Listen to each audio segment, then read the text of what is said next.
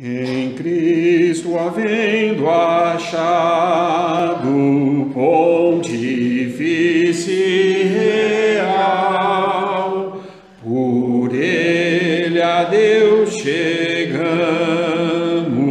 livres de todo mal. No santuário entramos, único lugar, no qual, ó Pai, podemos no Espírito adorar. Com júbilo cantamos, com hinos de louvor, alegres celebramos as glórias do Senhor, perfumes difundindo de suave adoração.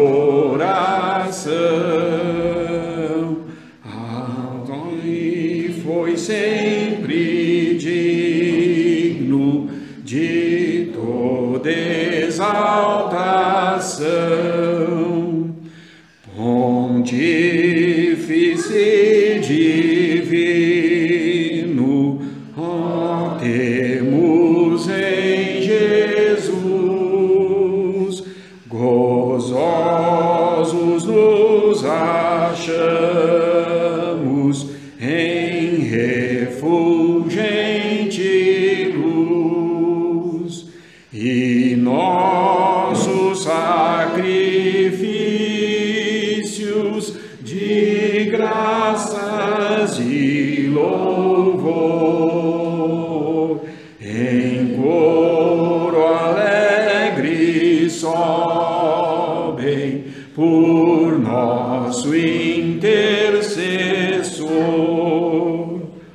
Louvor e excelsa glória te damos, nosso Deus, de corações muito gratos, eco a voz dos teus, ó Santo Pai Supremo, tão digno de louvor, trouxeste-nos a Cristo, Filho de seu amor. Vamos dar graças.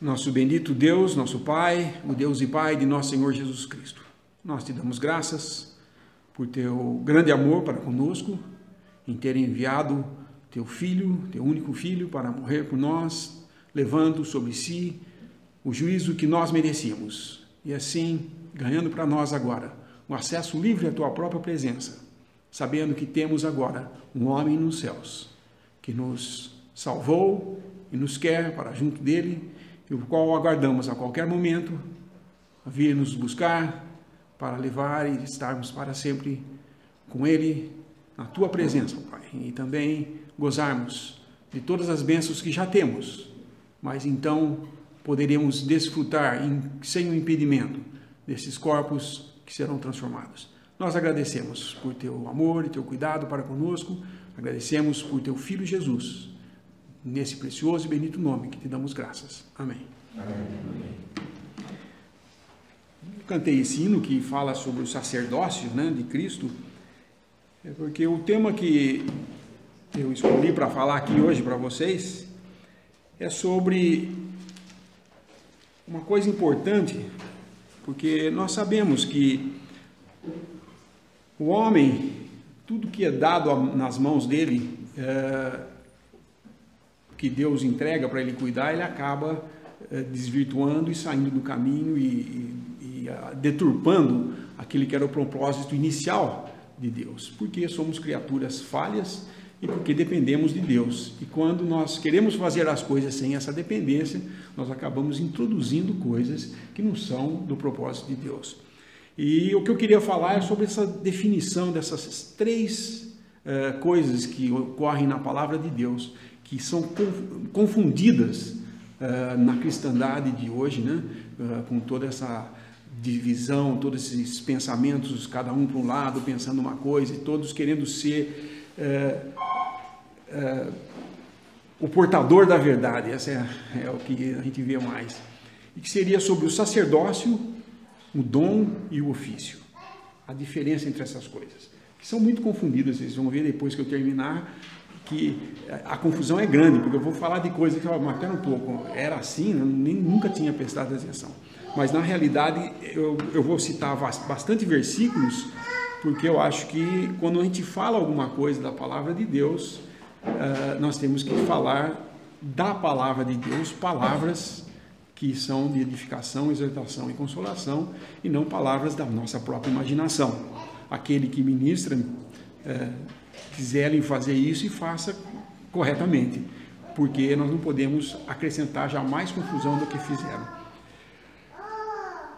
O sacerdócio cristão, os dons espirituais, os dons que temos e os ofícios, são três esferas da atividade espiritual que nós vemos, que são muitas vezes interligadas, mas são confundidas. Então, um exemplo disso, quantas pessoas já não ouviram esse tipo de frase?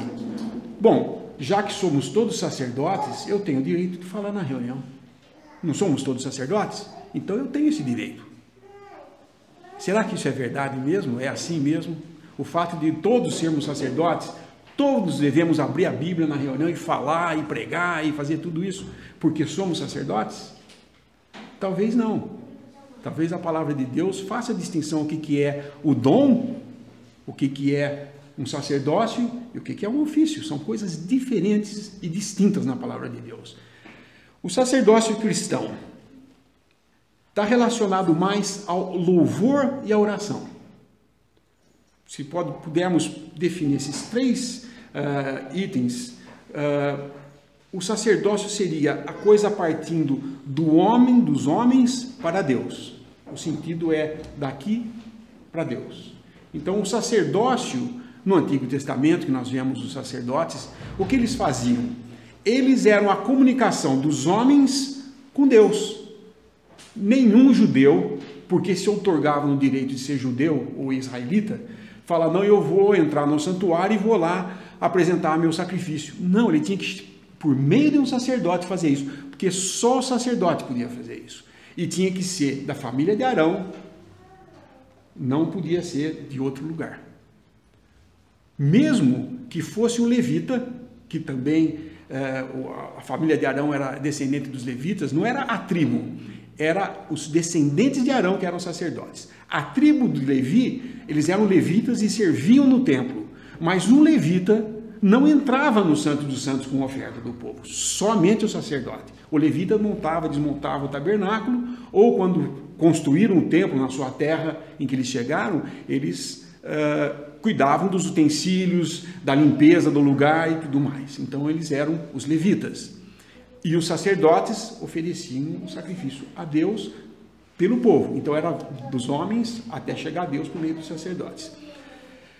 Os dons que nós vemos no Novo Testamento são os dons relacionados com as coisas espirituais sendo comunicadas aos homens por Deus. Então Deus usa os dons, os homens e as pessoas falam com esses dons que recebem e comunicam para os homens o que Deus quer, o pensamento de Deus, através da palavra de Deus, pelo Espírito de Deus.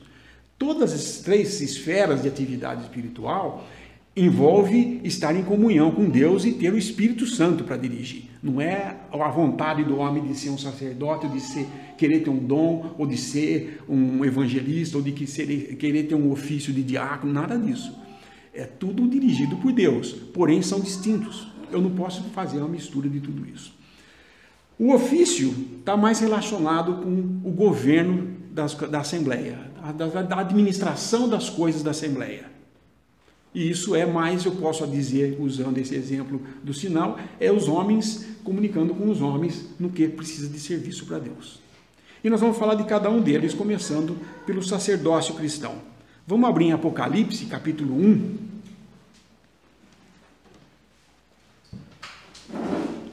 Os versículos 5, a segunda parte do versículo 5. Aquele que nos ama e em seu sangue nos lavou de nossos pecados e nos fez reis e sacerdotes para Deus e seu Pai. A ele glória e poder para todos sempre. Amém. Também em 1 Pedro 2, os versículos 5 e 9. Vós também, como pedras vivas, sois edificados casa espiritual e sacerdócio santo, para oferecerdes sacrifícios espirituais agradáveis a Deus por Jesus Cristo. E o versículo 9, mas vós sois a geração eleita, o sacerdócio real, a nação santa, o povo adquirido, para que anuncieis as virtudes daquele que vos chamou das trevas para a sua maravilhosa luz. Então, todos os cristãos são sacerdotes, pelo que nós vemos aqui. São porque, por meio da obra de Cristo, morrendo na cruz, derramando o seu sangue, por meio desse sacrifício, todos nós nos tornamos agora sacerdotes. O que eu estou dizendo com isso? No Antigo Testamento, os sacerdotes da ordem de Arão, quando iam oferecer o sacrifício, primeiro eles tinham que oferecer um sacrifício por eles mesmos, porque eles tinham que oferecer, que eles tinham o pecado neles, e depois ele oferecia o sacrifício pelo povo, e somente o sumo sacerdote entrava uma vez por ano no Santo dos Santos, atravessava o véu que separava o Santo dos Santos. O Santo dos Santos era a habitação de Deus, onde ficava a arca de Deus, e Deus habitava entre o seu povo ali, mas o acesso era velado, tinha um véu, não era um acesso aberto para todos, não era porque era israelita que ele ia entrar lá no santuário. Aliás, teve uma tribo, da tribo de Levi, teve um grupo, o Corá, que nós lemos na palavra, que ele falou assim, mas por que só Moisés e Arão que fazem isso? Por acaso nós não somos também servos do Senhor? E levou fogo estranho lá para dentro. O que aconteceu? A terra se abriu, foi ele e toda a família quase toda tragada no abismo. Ele teve a condenação, era fogo estranho. Porém, o que nós lemos aqui é que, por intermédio da obra de Cristo, hoje, todos nós fomos tornados sacerdotes. Ou seja, hoje, eu não preciso de um sacerdote para ter comunhão com Deus, para entrar na presença de Deus. Eu apenas preciso me ajoelhar, orar, fechar os olhos e orar. E eu me dirijo a Deus, não como o poderoso Jeová, ou o rei de Israel, mas como Pai. Quando nós hoje chegamos na ousadia de falar Pai, é porque Cristo morreu por nós e fomos feitos filhos por intermédio desse sacrifício. Então somos sacerdotes, a nossa posição é essa. Bom, em Hebreus, capítulo 10, vai falar mais uma coisa, vai exortar a nos aproximarmos de Deus, que é, vocês vão entender agora por que ele fala desse véu aqui. Capítulo 10 de Hebreus, versículos 19 a 22. Tendo, pois, irmãos, ousadia para entrar no santuário, pelo sangue de Jesus, pelo novo e vivo caminho que ele nos consagrou, pelo véu, isso é, pela sua carne. E tendo um grande sacerdote, ou grande sumo sacerdote sobre a casa de Deus, cheguemos-nos com verdadeiro coração, em inteira certeza de fé, tendo o coração purificado da má consciência e o corpo lavado com água limpa. Então, o que ele está falando aqui é que essa obra de Cristo nos coloca hoje na situação de sacerdotes. E o sumo sacerdote é Cristo. Por quê? Porque hoje o nosso sumo sacerdote, que não é de acordo, não é seguindo a ordem de Arão, mas a ordem de Melquisedeque, que é um sacerdócio eterno, que não tem começo nem fim, eterno não é que dura para sempre, que não teve nem começo e nunca terá fim. Quando Melquisedeque recebe de Abraão o dízimo, ele é dito que ele era um sacerdote do Deus Altíssimo, sem início, sem fim, ninguém sabia de onde ele vinha, nem quem ele era, não tinha descendência nem nada. Ele era uma figura do sacerdócio de Cristo. E Cristo, quando morreu na cruz, cumpriu a obra que ele se prontificou na eternidade passada a fazer. Eis aqui, envia-me a mim, ele falou. Ele cumpriu essa obra, foi sepultado, ressuscitou dos mortos. Quando ele ressuscitou dos mortos, ele recebeu de Deus a vida que agora ele comunica a nós, quando cremos no evangelho da nossa salvação. Isso, então, nos leva a um nível agora de sermos na posição de filhos de Deus e de sacerdotes. Isso quer dizer, então, que todos podemos, então, ministrar, falar, fazer tudo que... Não.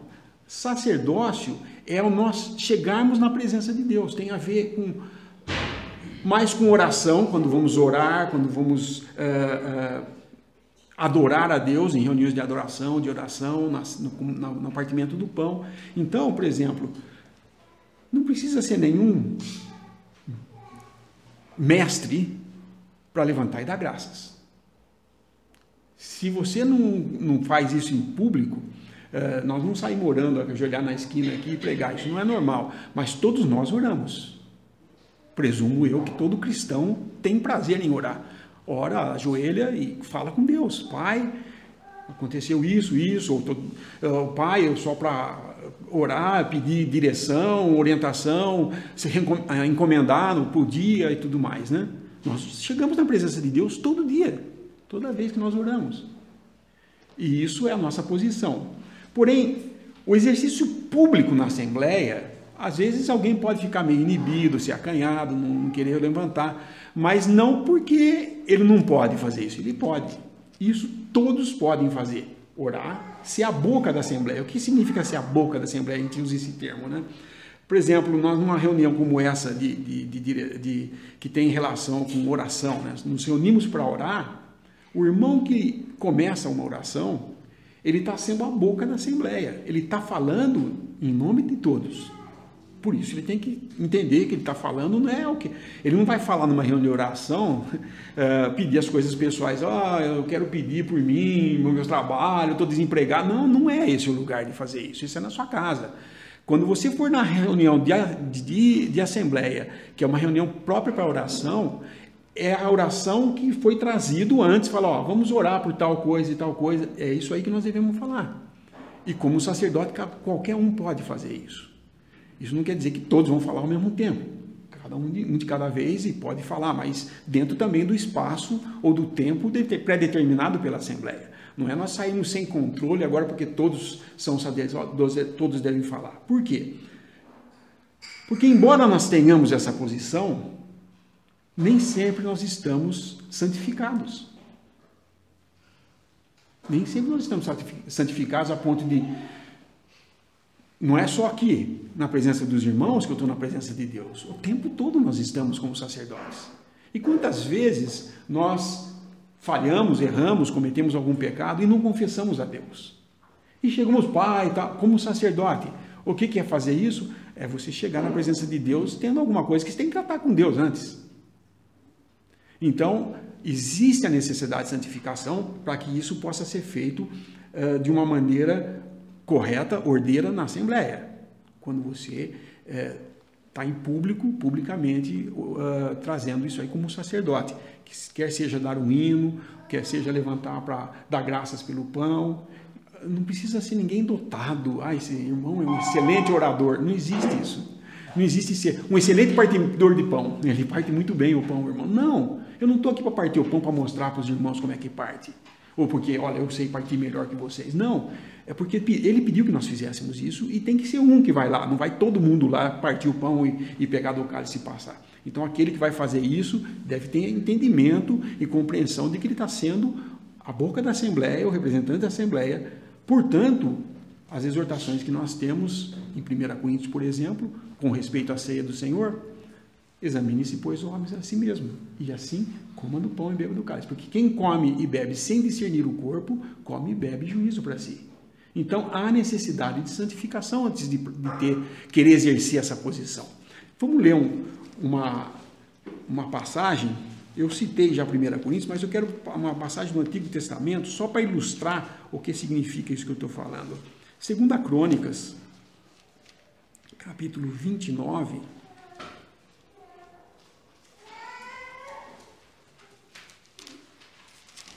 Acho que é isso, 29, 5. Esse capítulo inteiro está falando do tempo de Ezequias, em que ele estava... ele era um rei que fez o que era reto aos olhos do Senhor. E ele então vai pedir ao povo que eles se santifiquem.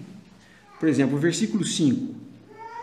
E lhes disse: ouvi-me, ó levitas, santificai-vos agora, e santificai a casa do Senhor, Deus dos vossos pais, e tirai do santuário a imundícia.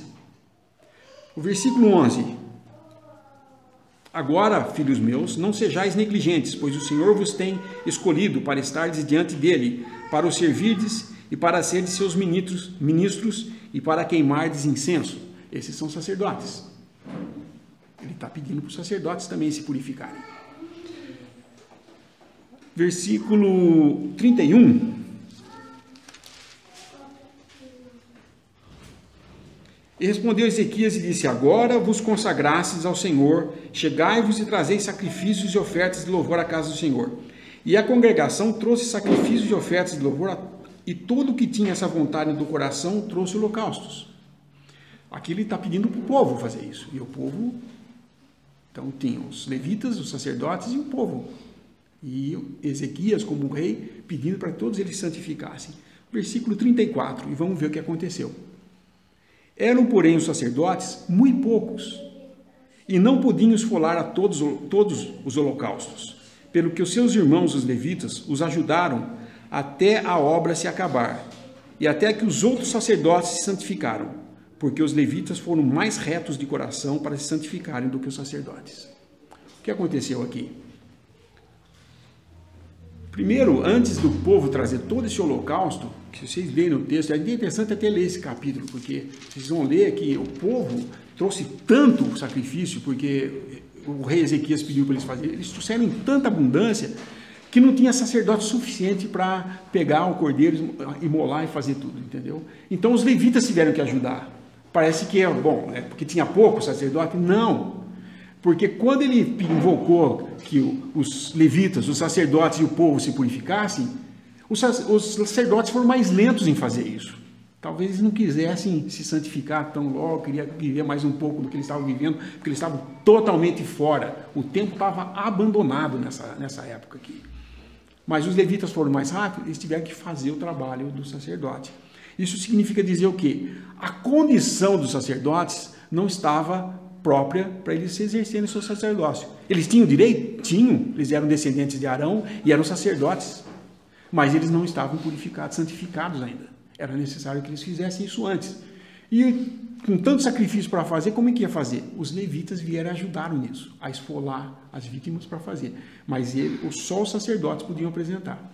Então ficaram esperando até que esses sacerdotes fizessem isso. Então, muitas vezes, nós entendemos o porquê que a gente vem partir o pão aqui e fica horas e horas de silêncio, né, aquele tempo. Por quê?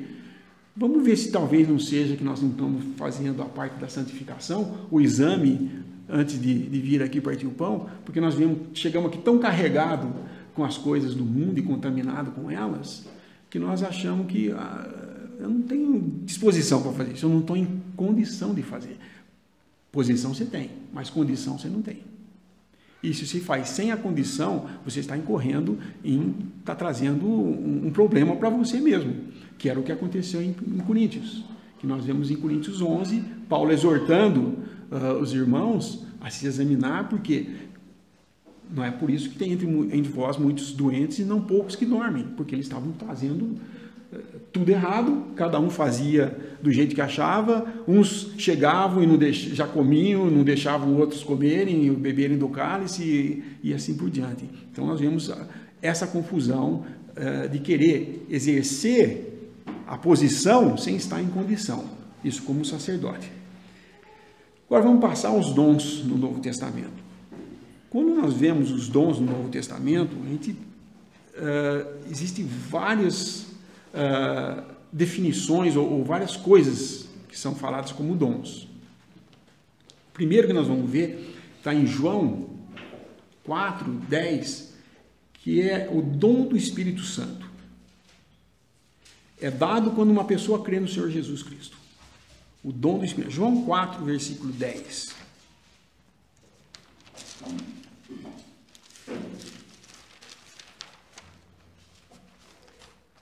A Bíblia não é minha? Não acho o versículo, né? Para perceber isso. Ok. Jesus respondeu e disse-lhe, a mulher samaritana, se tu conheceras o dom de Deus e quem é o que te diz, dá-me de beber, tu lhe pedirias e ele te daria a água viva. A água viva aqui é o Espírito Santo, né? Também em Atos 2:38,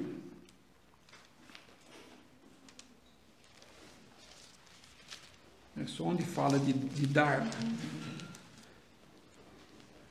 2:38.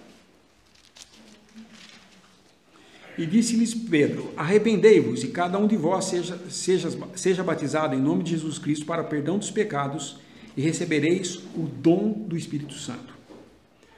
Também no capítulo 10, versículo 45, fala sobre isso em outra situação. 10:45. E os fiéis que eram da circuncisão, todos quantos tinham vindo com Pedro, maravilharam-se de que o dom do Espírito Santo se derramasse também sobre os gentios. 1 Tessalonicenses 4:8.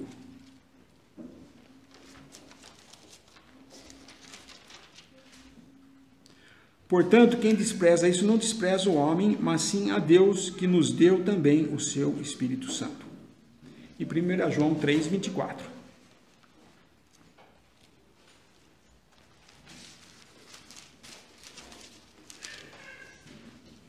E aquele que guarda os meus mandamentos, nele está e ele nele. E nisto conhecemos que ele está em nós, pelo Espírito que nos tem dado. Então, quando é que Deus nos dá o Espírito? Isso é uma confusão que hoje é feito muito entre os pentecostais. Você crê em Jesus, você é salvo, mas você ainda precisa receber o Espírito Santo, eles dizem. Você já é salvo, mas precisa receber o Espírito Santo. Precisa receber o que eles chamam de batismo do Espírito Santo. E na realidade, batismo está conectado com morte, não com trazer vida, né? Na realidade, o que fala ali que eles confundem é porque ele está falando de duas situações em tempos diferentes. Quando João Batista fala, ele tem na sua mão a pá, é a resposta para distinguir esses dois. Porque ele fala, e vos batizarei com o Espírito Santo e com fogo. Ele vos batizará com o Espírito Santo e com fogo. Ele tem na mão a pá, recolhe o trigo e o resto vai para o fogo. São duas situações diferentes. A primeira, que é vos batizarei com o Espírito Santo, é no dia de Pentecostes, quando desceu o Espírito Santo sobre a igreja e começou uma nova coisa na terra, que era a igreja de Deus. A segunda parte da obra de Cristo é o juízo, quando ele virá para julgar os mortos que não creram em Jesus Cristo, morreram em seus pecados e vão ser julgados e condenados ao fogo. Logicamente, quando você pensa nesse batismo do Espírito Santo como sendo o dom do Espírito Santo, um selo, não. Isso nós vemos claramente em Efésios, que ele está ensinando que quando ouvimos o Evangelho da nossa salvação e cremos nesse Evangelho, somos selados com o Espírito Santo. E de uma vez para todas, nunca mais nos deixará. Nunca mais. Uma vez salvo, salvo para sempre. Por quê? Porque é posicional. Cristo está nos céus, como um homem. E quando eu creio que ele morreu por mim, eu creio que eu estou nele, eu estava em Adão e agora estou nele, em Cristo.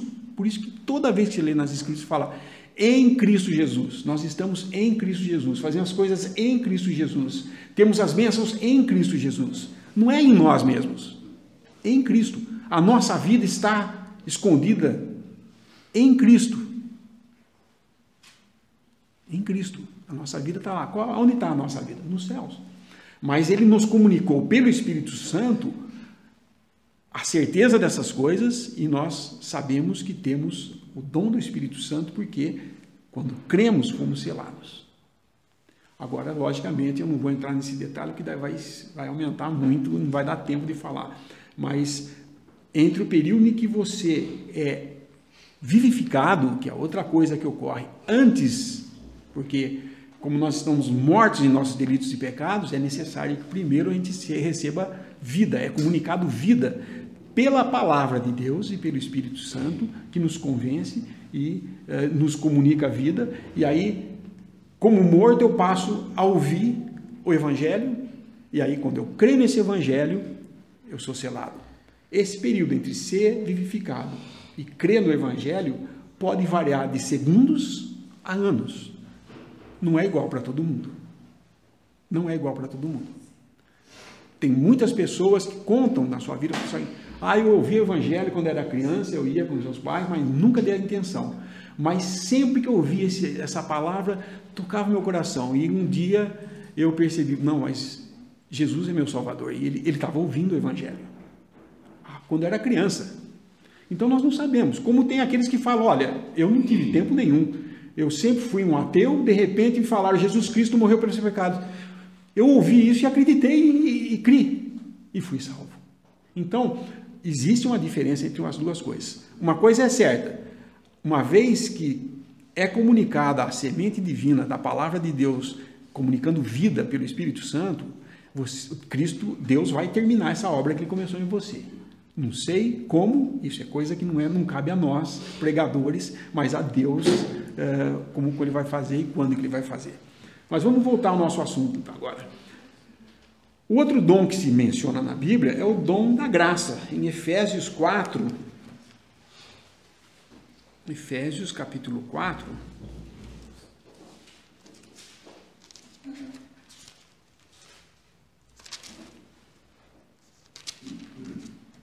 versículo 7. Mas a graça foi dada a cada um de nós segundo a medida do dom. Parte desse corpo, nós somos o corpo de Cristo. Todos os que creem em Jesus Cristo como Salvador faz parte do corpo de Cristo. E isso não é, por exemplo, você vê que nunca na palavra fala que os coríntios eram o corpo de Cristo. Paulo, em Coríntios, está falando com eles e fala, mas vocês são um corpo, um só corpo. Não são o corpo, porque se só os coríntios fossem o corpo, o resto não era. Então, eu posso ter parte do corpo de Cristo na Igreja Católica, na Igreja Presbiteriana, na Batista, na Luterana, pode nomear. Pode ter um filho de Deus lá. Se ele creu em Jesus, mas ele não entende e está lá sendo enganado, ele pode estar. E Deus, e se ele creu, ele está salvo. Existe uma grande diferença entre ser salvo e fazer a vontade de Deus. Tá? Uma vez que eu sou salvo, sou filho de Deus. Mas eu posso ser um filho obediente, que ouve o pai e ama o pai, e eu posso ser um filho desobediente, que não respeito meu pai, que não dou ouvidos para ele e acho que posso andar nas minhas próprias pernas. Não deixo de ser filho em nenhuma das situações que eu venha a fazer nesse mundo. Porém, como filho desobediente, tenho disciplina. Então eu vou sofrer pelo que eu estou fazendo como filho, fazendo de errado, que não agrada ao pai. Então, esse lugar que nos foi atribuído, isso é o dom da graça. Por graça sois salvos mediante a fé, isso não vem de vós, é dom de Deus. Então a graça é um dom de Deus. Esses são fáceis de entender e não precisa mais explicações. Mas agora nós vamos entrar na parte mais difícil, que é o que confunde com o sacerdócio, que são os dons espirituais. O que são os dons espirituais? A versão do Darby, ela traduz esses dons espirituais como manifestações. Porque se confunde muito o dom sendo exercitado e a pessoa, que às vezes é um dom. Porque nós vamos ver que ele também dá dons especiais. Além dos dons espirituais, tem uns dons especiais. Os dons espirituais, as manifestações, são dados com um propósito, para a edificação da igreja. Que nós vamos ver em 1 Coríntios 12, 1. A carta de Coríntios, vocês entenderem um pouquinho, o capítulo 12, 13 e 14, vão tratar dessas coisas. Capítulo 12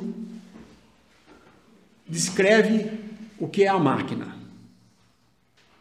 O capítulo 13 descreve qual é o combustível que faz essa máquina funcionar.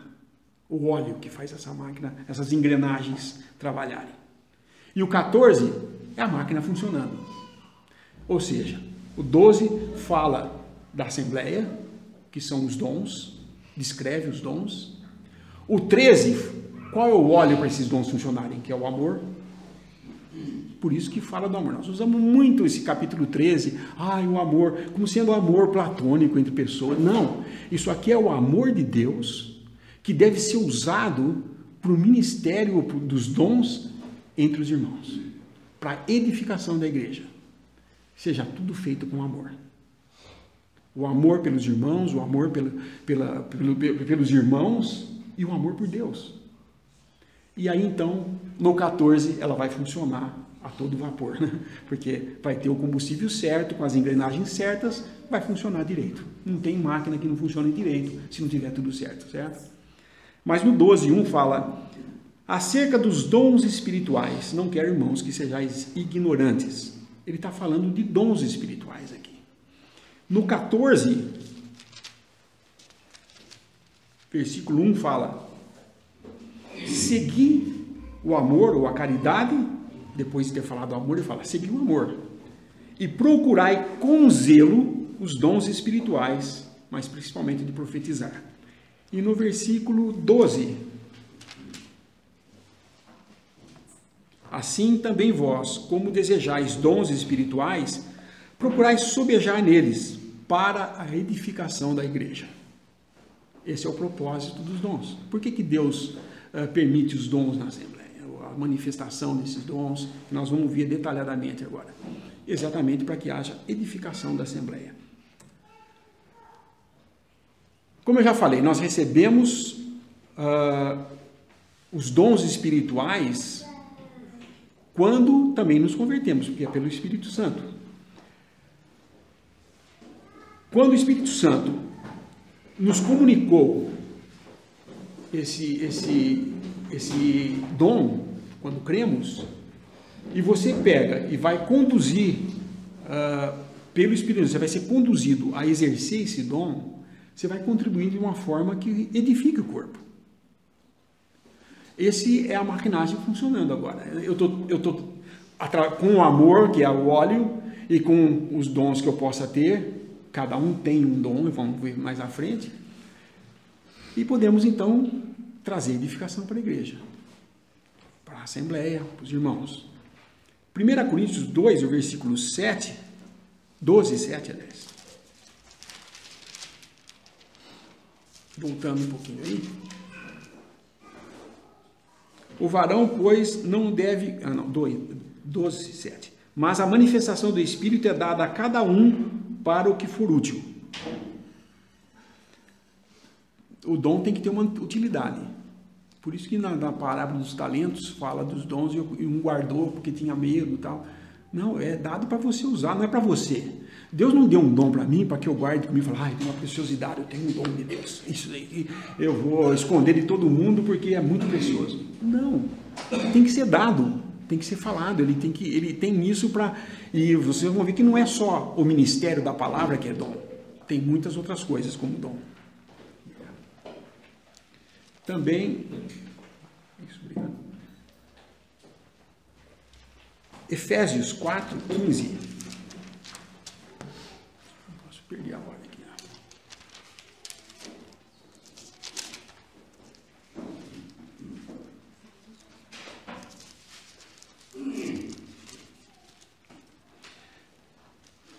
4, versículo 15.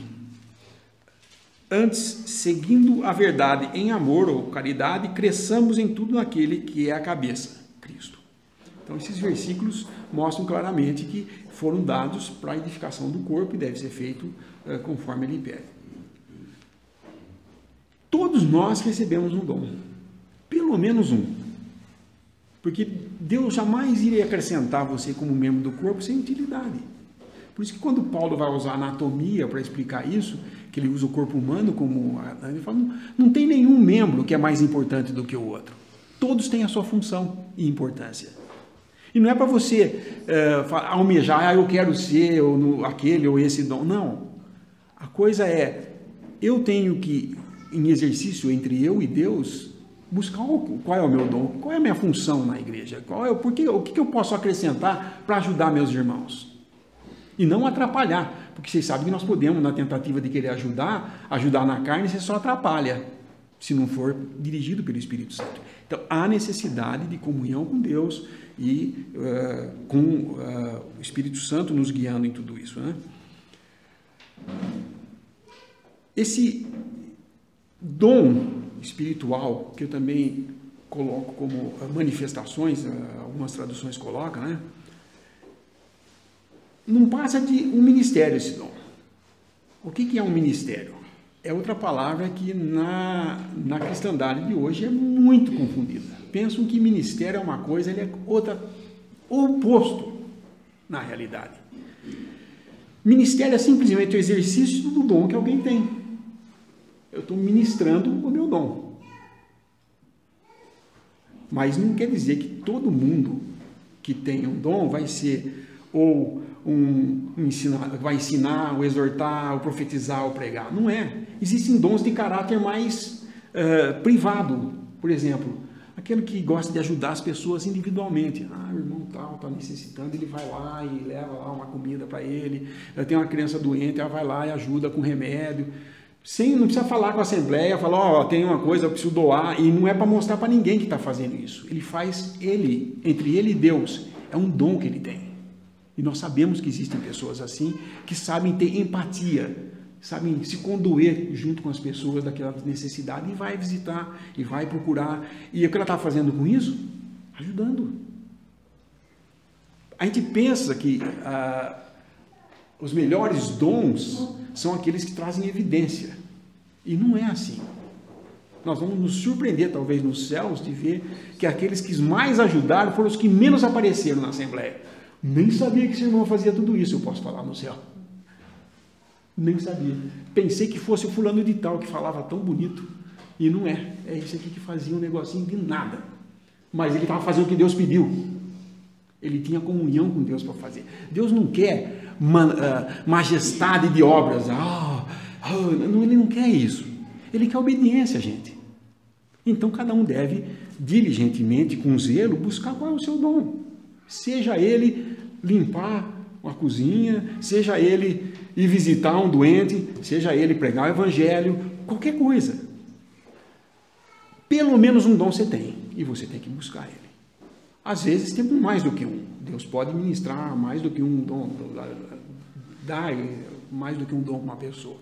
Mas o ministério não passa de apenas você exercer o dom que você tem e que Deus lhe deu.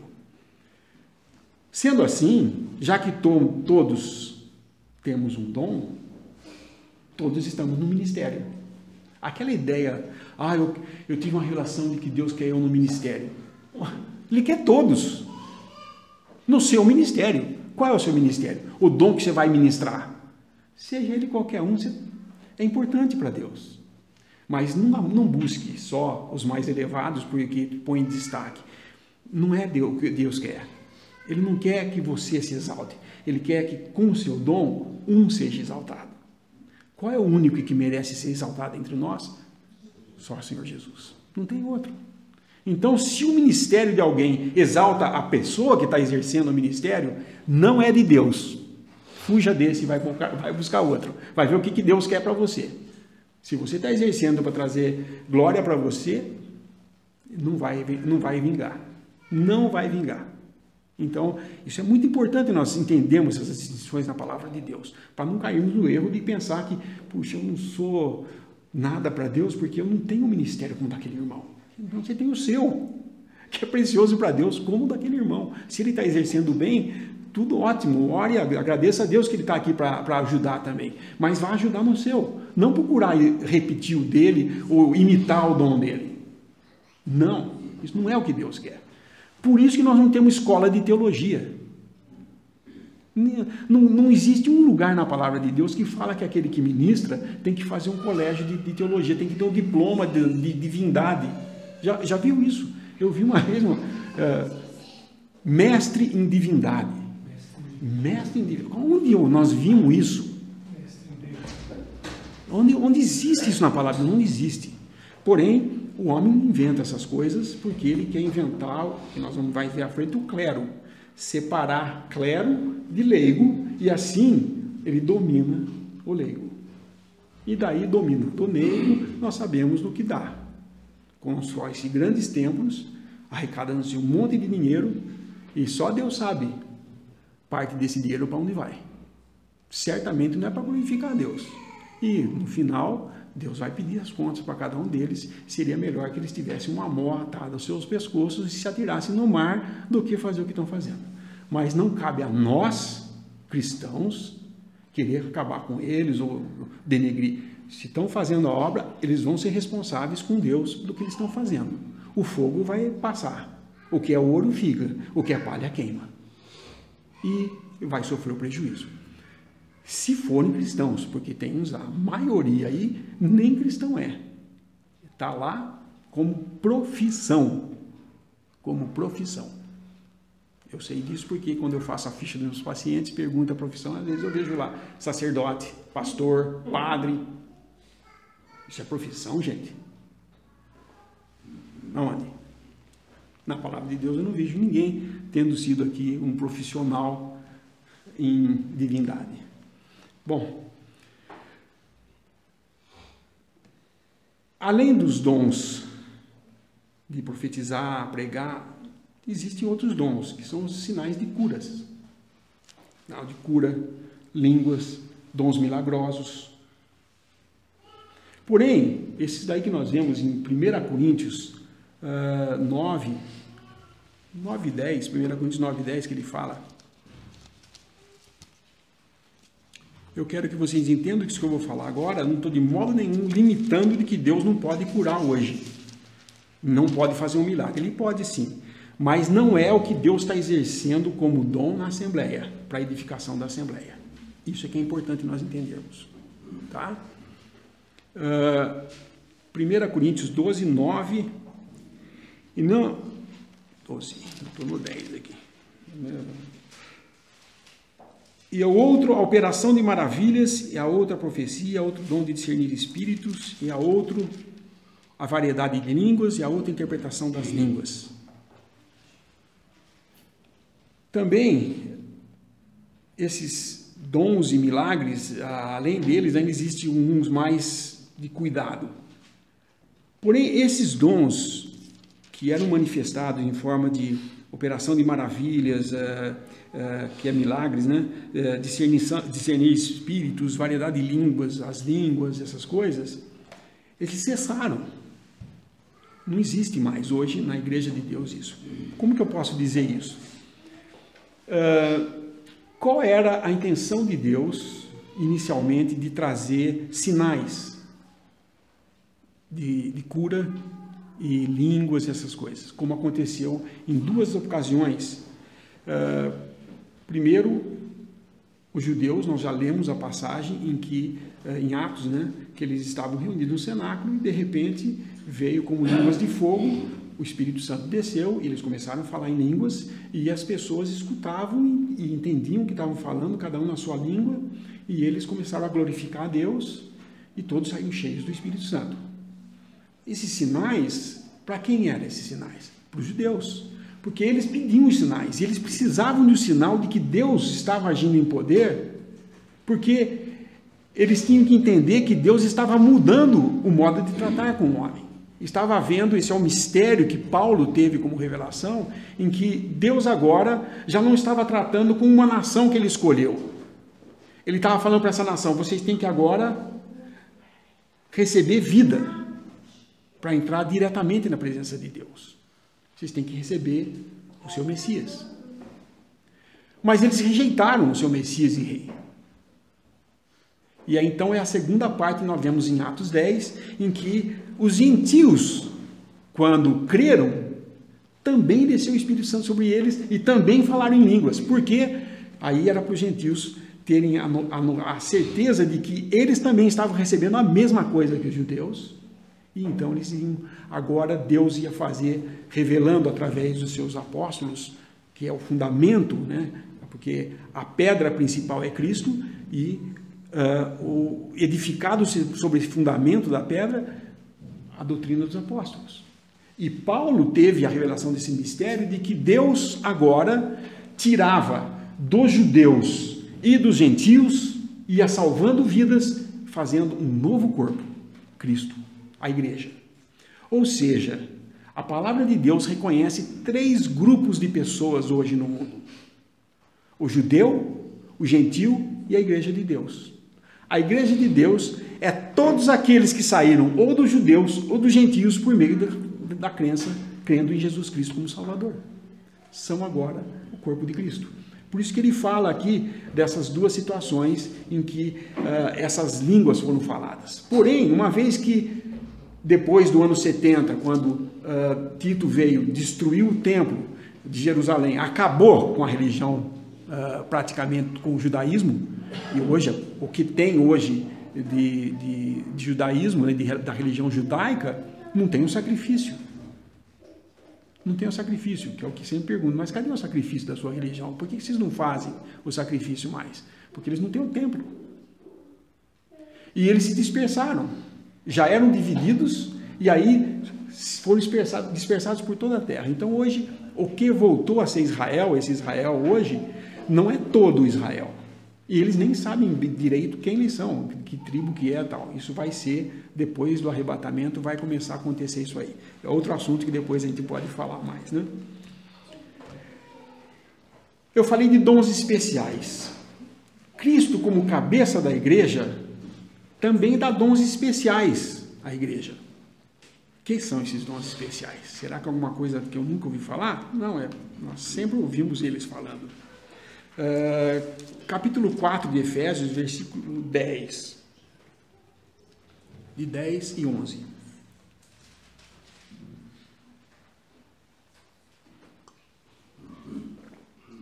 Aquele que desceu é também o mesmo que subiu acima de todos os céus para cumprir todas as coisas.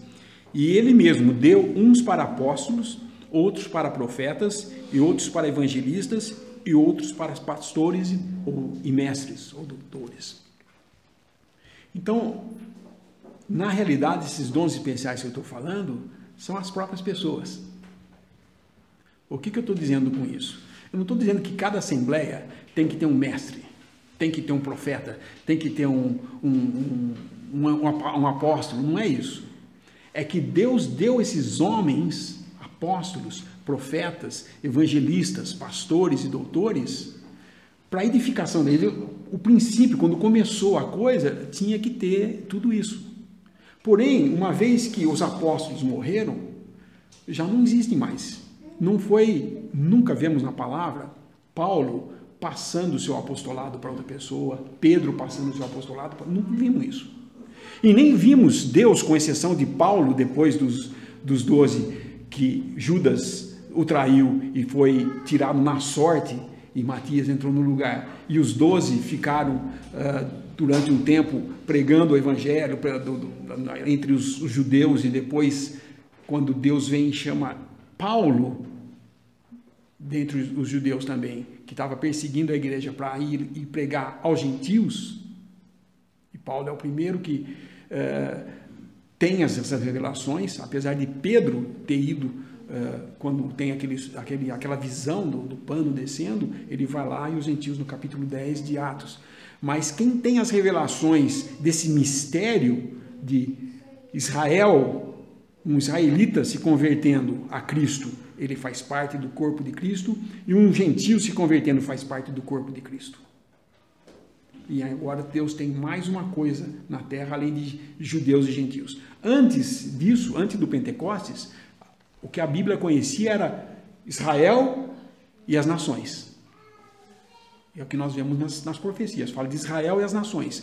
Mas não existia a igreja, que só veio a existir no Pentecostes. E agora ela fica aqui até o dia do arrebatamento. No arrebatamento, sai a igreja para estar com o Senhor, porque as promessas para a igreja são todas promessas celestiais e não terrenas. E daí Israel começa a ser tratado novamente, porque uma vez que eles rejeitaram o seu Messias, Deus então colocou de lado por um tempo, parou o relógio profético, e agora no período da igreja nós estamos vivendo um tempo da graça, em que Deus trata com o homem por graça. Porém, quando a igreja for arrebatada e o Espírito Santo sair da terra, aí começa a ser tratado outra vez com Israel, as nações vão atacar Israel, e aí vem todo aquele negócio da profecia, que é outro assunto que dá muito tempo a falar, né? Então, os apóstolos, na realidade, em Efésios 2:20, fala que tem um versículo que fala aqui, olha, edificados sobre o fundamento dos apóstolos e dos profetas, de que Jesus Cristo é a principal pedra da esquina. Os apóstolos e os profetas que fala aqui são os apóstolos e os profetas da igreja primitiva. E eles morreram. Hoje nós não temos mais apóstolos, nenhum foi denominado, mas existem ainda os profetas, existem os pastores, os evangelistas e os doutores e mestres. Profeta, no sentido de palavra, não é o termo que a gente usa hoje. Hoje, quando você fala em profeta, tu não pensa alguém que tem grandes revelações, né? Recebe aquelas revelações, tive uma revelação e tal. Ou então aqueles que vão predizer eventos futuros. Eu tive uma profecia de que o mundo vai acabar assim, de que alguma coisa vai acontecer esse ano, tantas pessoas, tal pessoa vai morrer, o mundo vai ser assim. Isso é tudo... Na verdade, isso não tem nada a ver com profecia no Novo Testamento. Profeta no Novo Testamento são aqueles que ministram a palavra de Deus para edificação, exortação e consolação do seu povo. O que eu estou fazendo aqui hoje? Profetizando. Eu estou ministrando a palavra de Deus em aplicação ao assunto para edificação. Cada um aqui ouvindo pode aprender alguma coisa. Eu espero. E sei que vai, porque se dependesse de mim, vocês não iriam. Vocês iriam ser só convencidos. Mas eu não convenço ninguém de nada. Quem convence é o Espírito Santo. Então, a mim cabe apenas falar a palavra, por isso que eu leio tanto versículo. Porque eu acho que a palavra de Deus é que tem valor. Eu posso até estar errando, às vezes, nas coisas que falo, como que na última vez eu estava comentando com ele que eu vim aqui, pediram, eu quero falar, e eu fui falar, e saiu uma coisa, que era um conceito antigo que a gente tinha, e estava errado. Onde eu falava que nós iríamos receber corpos novos. Não, nós não vamos receber corpos novos quando ressuscitados. Receberemos corpos transformados. É o nosso corpo mesmo transformado num corpo de glória. Isso é a verdade de Deus, né? Mas a gente pode fazer, o que ele está falando às vezes pode errar, mas eu sei que não é intencionalmente, que às vezes eu posso falar alguma coisa. Porém, a palavra de Deus, essa confirma o que eu falo. Tá?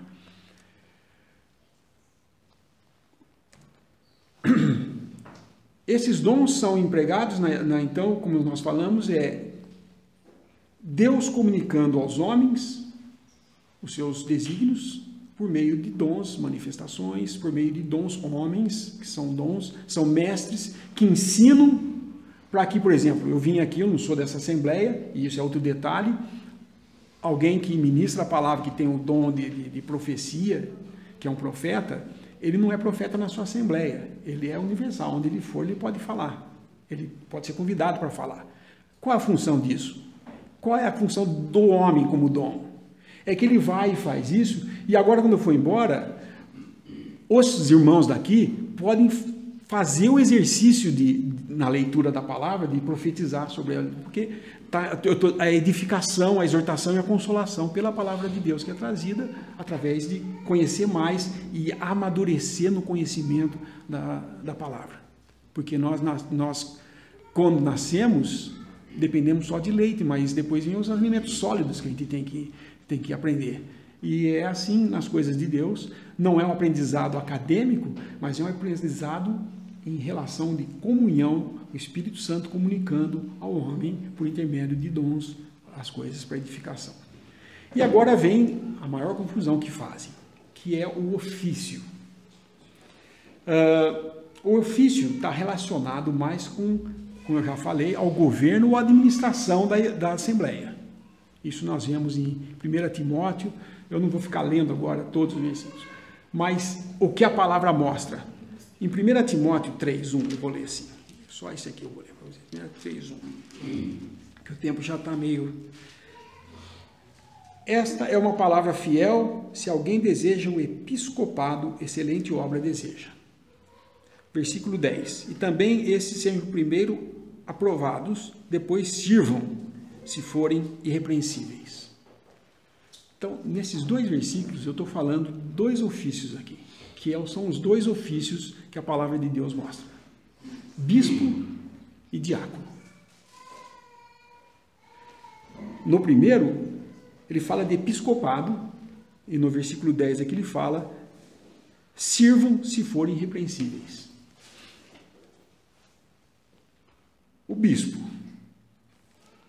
bispo, na realidade, ou presbítero, ou pastor, é aqueles que tomam a iniciativa da direção da Assembleia local em seus assuntos. Ou seja, o ofício é algo que é para ser só localmente.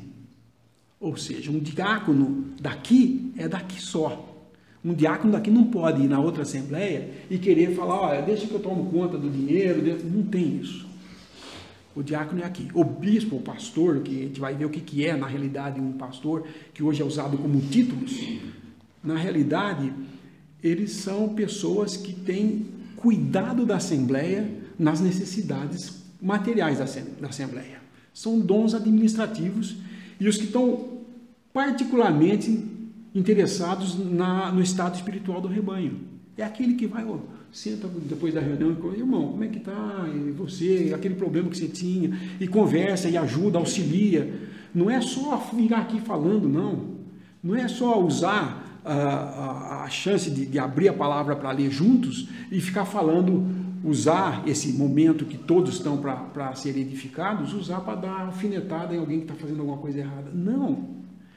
O que você pode fazer, se você tem o zelo de cuidar do rebanho e ver que alguém está meio assim, capenga, termina a reunião, vai lá, escuta, irmão, eu notei que você está meio ausente, e conversa abertamente, eu quero te ajudar, mostra amor, o pastor, ele cuida. E isso é o que nós vemos na palavra de Deus.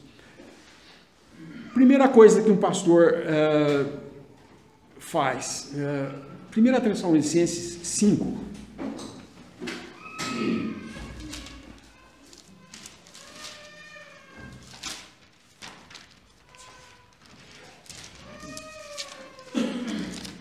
Capítulo 5, versículo 12 e 13. E rogamo-vos, irmãos, reconheçais os que trabalham entre vós, e que presidem sobre vós no Senhor e vos admoestam. Esse presidem, na versão, essa aqui é a versão corrigida, a versão atualizada fala presidem, mas tanto o governo como o presidem não é a palavra correta para isso, na realidade, porque dá a impressão de que domina. E o pastor jamais domina o seu rebanho. Ele cuida do rebanho, mas não domina o rebanho. Só tem um que cuida, que é Cristo, o sumo pastor. Ele é o único que pode dominar o rebanho. Mas nós podemos fazer serviço de pastoreio. A tradução do Darby, por exemplo, ele usa essa palavra governo ou presidem como toma uma iniciativa. É aquele irmão que toma a iniciativa de fazer as coisas. Ele está cuidando sempre, ele está falando, vamos fazer tal. É um pastoreio, é um bispo. Eles não devem ter domínio sobre o rebanho, como a gente vê o clero fazendo isso hoje, dividindo pessoas entre... O pastor é o que dá o hino, que dá graças, é o que dá o trecho que vai falar, é que faz o sermão, é que trata do dinheiro, faz tudo.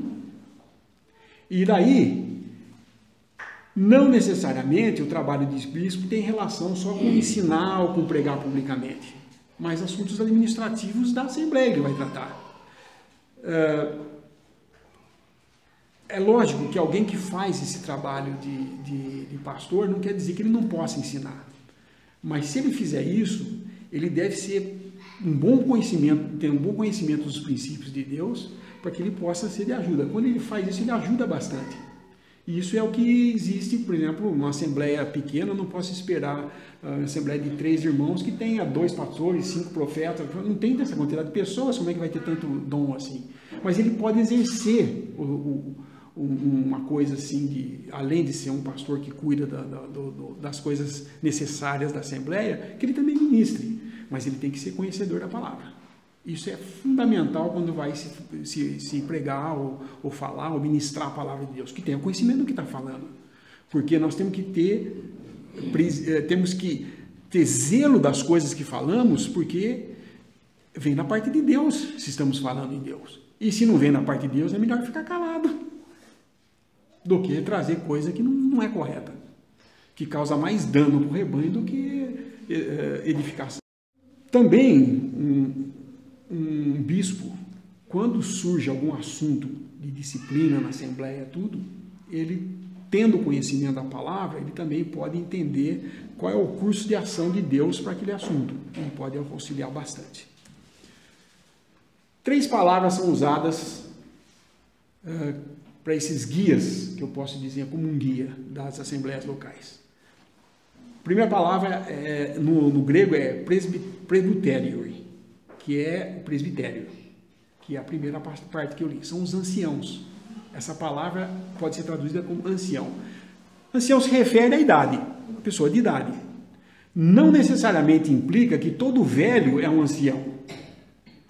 Maturidade e experiência nos assuntos espirituais tornam ele um ancião.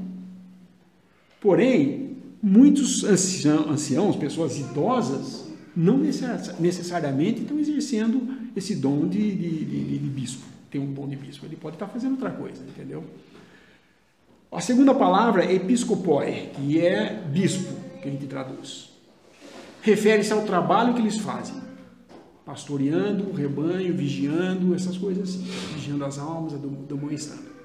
E o terceiro, que são os guias ou pastores, são os egumenos, que eles falam. Refere-se à capacidade espiritual de liderar e guiar os santos. Essas 3 não são posições, essas 3 palavras aqui. Não são posições distintas, como você faz na cristandade hoje. Existem os anciãos, existem os bispos, existem os pastores, existem os diáconos, põe até os diáconos nesse meio. Cada um é uma função. Não são funções.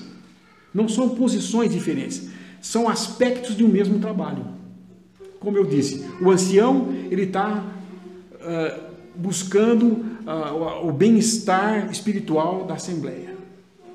Você vai no bispo, quando a palavra usa a palavra bispo, está mais relacionado com o pastorear o rebanho, o trabalho que eles fazem. E é interessante que o Espírito Santo usa essas 3 palavras de um modo intercambiável. Uma hora ele fala uma, outra hora ele fala outra, mas está relacionado com o assunto que ele está falando. Não a função.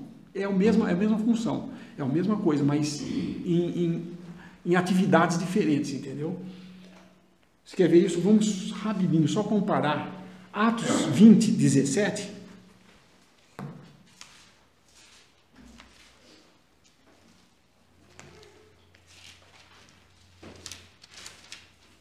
Fala assim.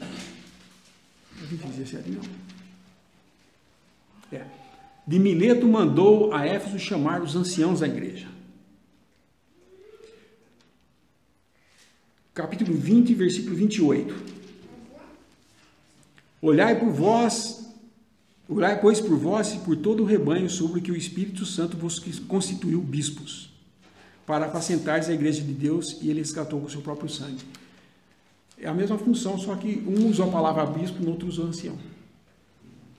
Outra passagem que mostra isso, rapidinho aqui, é Tito, capítulo 1.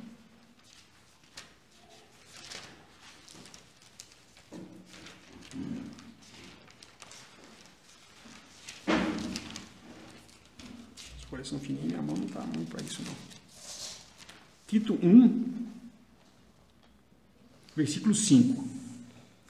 Por esta causa te deixei em Creta, para que pusesses em boa ordem as coisas que ainda restam, e de cidade em cidade estabelecesses presbíteros, como já te mandei. E o versículo 7. Porque convém que o bispo seja irrepreensível, como dispenseiro da casa de Deus, não soberbo. Aqui eu estou falando de bispo e outro de presbítero. É a mesma função, não são duas funções dentro da Assembleia. Tá? E por último, o diácono. Vou ser rapidinho o diácono. O diácono diz respeito aos assuntos temporais da Assembleia, o que seja as coisas de materiais, assuntos financeiros, conta da coleta, pagar a conta de luz, aluguel, fechar contrato de aluguel, ter uma conta no banco para pôr o dinheiro da coleta e depois distribuir nas necessidades dos santos. Essa é a função do diácono. Significa então que ele é um servo. Você pode dizer que a palavra diácono, ela também pode ser traduzida como servo. É uma pessoa que serve. Ou ele vai no chão, ele vai fazer, o negócio dele é trabalhar e servir aqueles que têm o dom de pastoreio, que têm o ministério da palavra, profetiza e tudo mais. Nós vemos isso, que Paulo tinha os seus cooperadores, eram diáconos, estavam lá cooperando com Paulo no trabalho de viajar, visitar e tal mais. O que aconteceu? Hoje a igreja professa, a cristandade, ela tirou o significado do termo ministro e usou um termo bíblico e conectou a posição que eles criaram com o clero. E dão aos homens um título oficial lá para eles. É o ministro fulano de tal, é o pastor fulano de tal. E alguns chegam até, no seu trabalho, a ter uma equipe que dá suporte para eles. Inverteram a palavra de Deus. Porque a palavra bispo e pastor e ministro, eles estão para servir os que ministram, os que profetizam. E os que profetizam eram para ser servidos pelos diáconos. Não, hoje inverteram as coisas. O diácono é aquele que trata das coisas, mas quem é chamado de pastor é o outro. E aí faz aquela confusão com títulos e com coisas, e na realidade a palavra de Deus é simples. É servir, é um diácono. Se quer esse o seu nome, faça isso. Faça com alegria, faça com amor, e você está edificando a igreja. Não precisa abrir a boca. Nós temos na nossa assembleia um irmão que está desde... Eu me converti há 40 e tantos anos, 42 anos, e ele, desde que nós começamos a reunir, no princípio, né, foi a primeira assembleia que surgiu, ele oferecia a casa dele, ele era simples, ele era operário, tinha a família dele, e a reunião era na casa dele. E desde então, ele não é mais na casa dele, nós temos um salão, mas todo domingo que ele está lá, ele vai, pega o pão, arruma a mesa, põe o pão, põe o cálice de vinho, vem com ajuda do outro irmão, carrega a mesa lá, põe a mesa, termina, ele vai lá, tira, limpa, lava todos os copos, põe ali. Ele está fazendo isso há anos, ninguém nunca nota quase isso, mas é ele que faz. Ele está fazendo a sua função e ponto final. E talvez vá ter mais coisas de elogios da parte de Deus, bom servo, fez o que eu mandei, do que eu. Um pobre coitado aqui que tem que ter um computador para não esquecer os versículos, porque a cabeça já não ajuda. Eu falava de pronto, sem a ajuda de computador, hoje eu preciso dela. Mas, graças a Deus que tem essas coisas, né? Não estou criticando quem faz, mas é um bom recurso.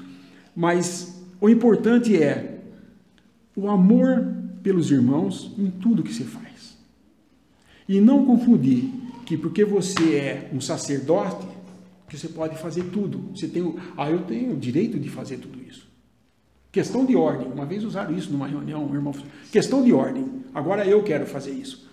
Mas quem foi que te deu essa autoridade para falar isso? Ninguém. E hoje nós não temos nenhum apóstolo para dizer quem é pastor, quem que é diácono, quem que é isso ou quem que é aquilo. A Assembleia, pelo bom testemunho, aprova e ele vai fazendo a sua função, vai aprendendo.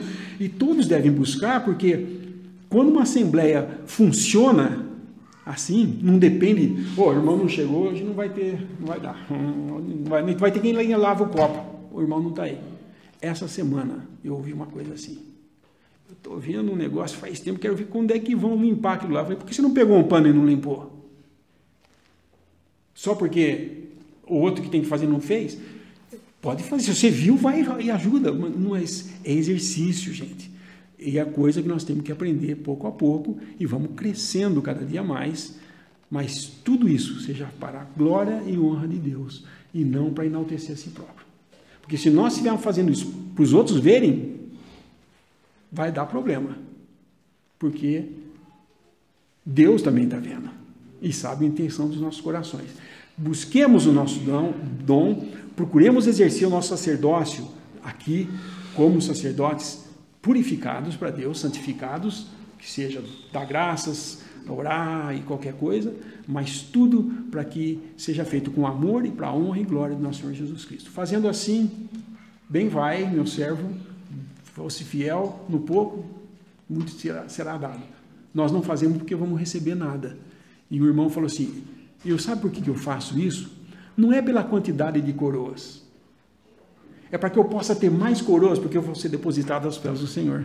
Eu quero ter mais para dar para Ele, porque parece que é pouco, por tudo que Ele fez por nós. E realmente, tudo que Ele fez por nós, o que fazemos para Ele é muito pouco que podemos fazer. Mas Ele se agrada de ver, quando buscamos e em amor, pelo rebanho, pelos irmãos, buscamos trazer edificação, exortação, consolação e exercendo o nosso dom, edificar o corpo de Cristo. Esse é o fundamento de toda a nossa passagem por esse mundo aqui, e se fizermos isso, vai estar bem. O Senhor quer isso mesmo de nós. O Senhor possa abençoar a sua palavra, vamos dar graças? Nosso bendito Deus, nosso Pai, nós agradecemos por nosso Senhor Jesus Cristo, por esse bendito Salvador que temos, e nos conceda a cada dia a diligência para que possamos estar exercendo o ministério do dom que recebemos, seja qual for ele, e possamos estar aqui para enaltecer a pessoa de teu Filho Jesus e honrar esse nome que está acima de todo nome. Nós te damos graças por tudo isso, agradecendo no precioso nome de nosso Senhor e Salvador Jesus. Amém.